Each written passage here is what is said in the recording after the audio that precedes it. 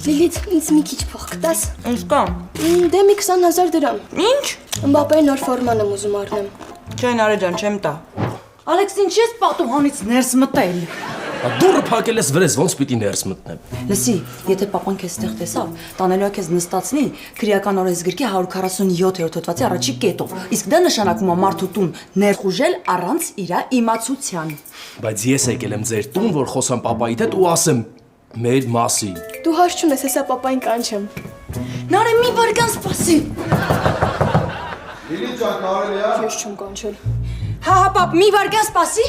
Մտիստեղ ձենիդ չլս։ Նարեկ ջան, մի հատ թռի ներքև ես Լիլիթիս հետ խոսալու բան ունեմ։ Լիլիթը ինձ 20,000 դրամ ապարտ, քեզ հատա կգնամ։ Չհասկացա, դա ինչ բարդ կա։ Նարե ծննդին խոստացել եմ Մբապեի ֆորմարնի, չեմ հասցրել, բայց ոչինչ, կյանքս ես քեզ գումարը կտամ, դու կգնաս կառնես, հա։ լինելու ու ահավոր կինո։